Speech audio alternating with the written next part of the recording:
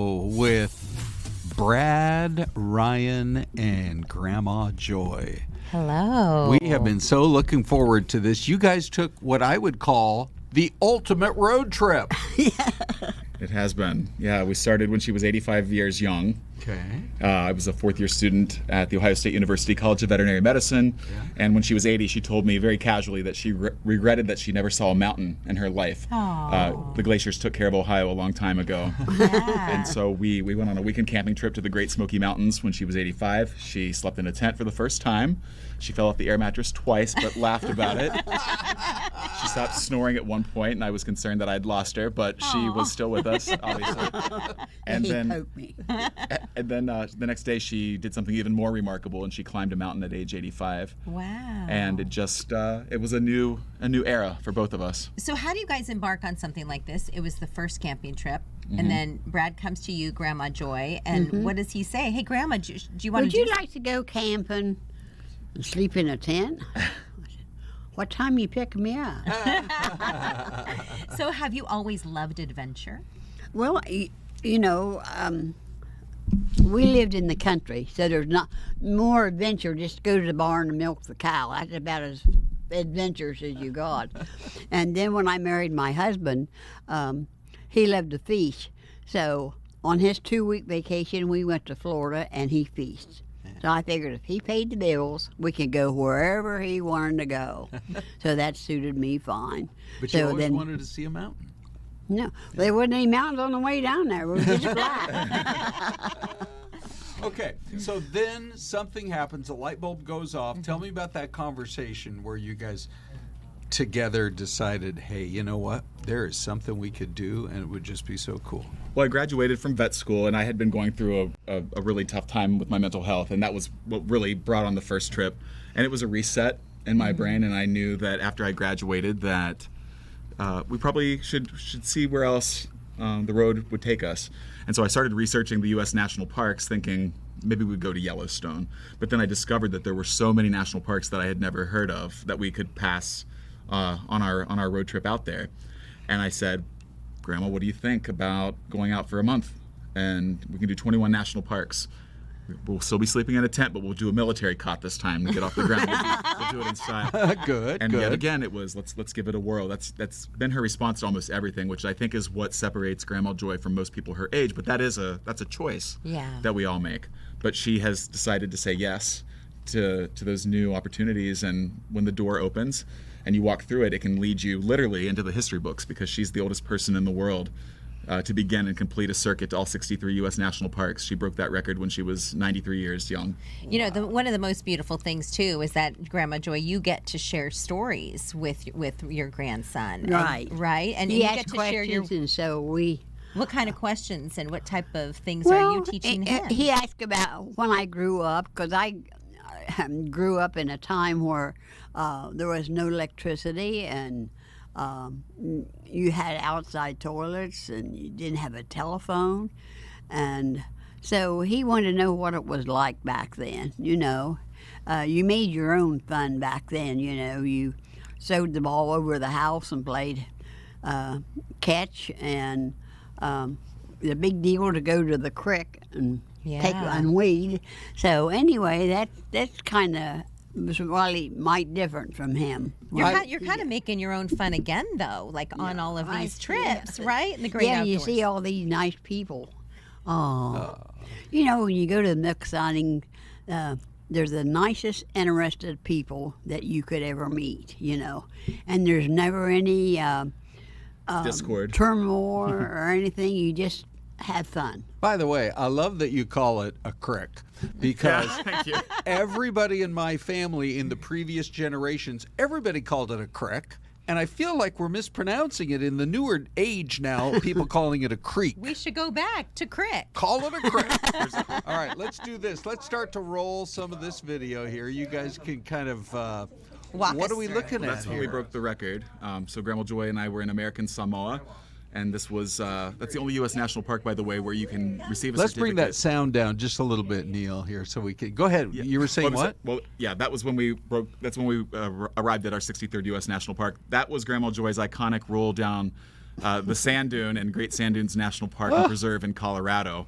That was on that 28-day camping trip around the U.S. When we were in the very early stages of our adventure.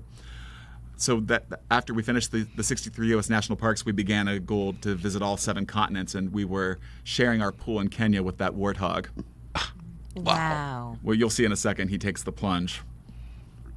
There's Grandma right there. Yes, but yeah, after we finished the 63 U.S. national parks, her Instagram followers wanted to see more, and so they said, "Where is she going now?" So we said 7 seems like a more reasonable number than 63. Let's try 7 continents. So is that going to be in the next book? I hope Seeing so. all 7? I hope so. Yeah, we're going to break the world record, or not world record. We're going to reach that 7-continent milestone next month.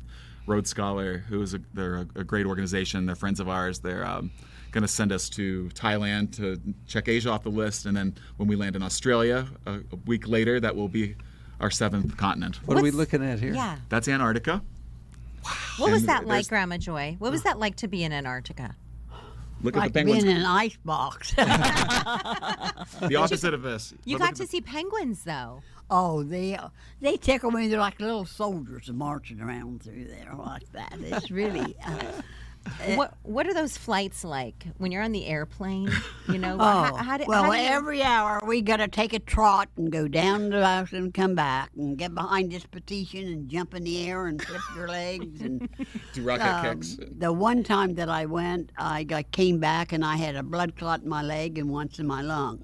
So we have instructions now that we have to get up every hour and walk back and forth. Those So darn it doctors. was all night Yeah. train ride per airplane. You don't get to sleep. You have to get up and jump and go up. And anyway, Here's it's more wild. video. Let's talk about it, guys. Go for it. So this is Katmai National Park in Alaska. This was amazing. People always ask us, "What's your favorite U.S. national park?" And it's a hard one to answer, but we saw 33 brown bears at once Wow. at the end of that trail, and that was the 8th and final U.S. national park we visited in Alaska. That's Lake Clark National Park, and it's just remarkable, you know. And you're out there in their element. We could have encountered those bears at any second on the trail, and they assured us that because we weren't salmon, we were okay. But still, Yeah. you know.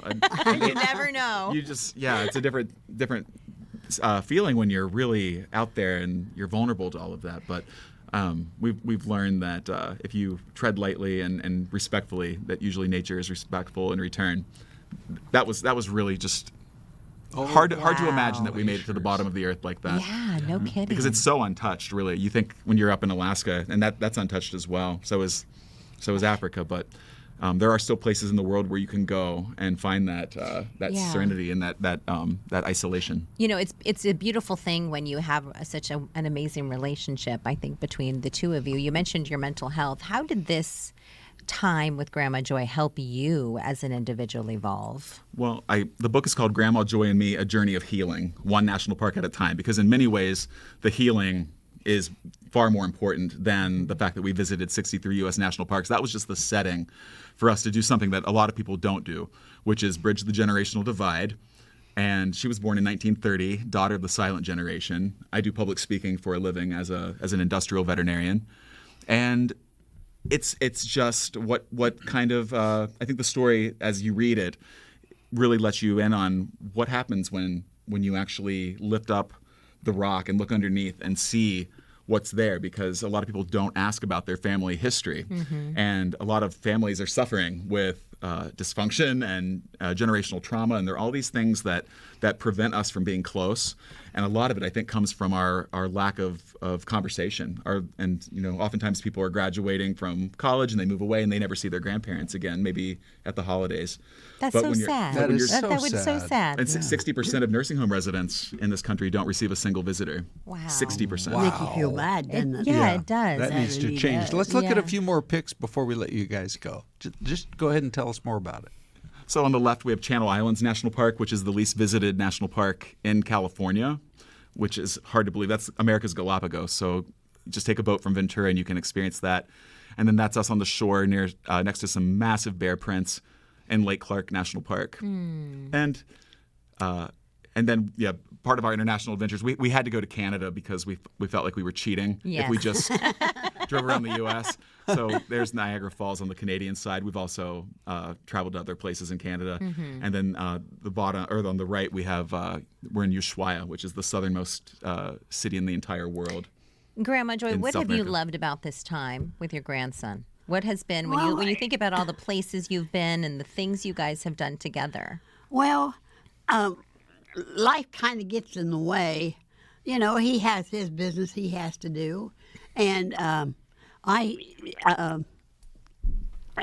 it's just I found out things about him, you know, that I didn't know, and he's very pleasant. He's always pleasant to people, and anybody asks him a question, he does his best to answer it the way it should Yeah, be answered. he's very polite. Yes, he is. We have one more picture, and while we share this one, and you guys can kind of describe, obviously, you got Old Faithful. Were you impressed with the Yes. the guys I were got, shot? He had a friend there, and he was talking. I got to see Old Faithful go off twice. And at the end of it, there's another geyser that goes off, but they can't advertise it because they don't know when it's going to go.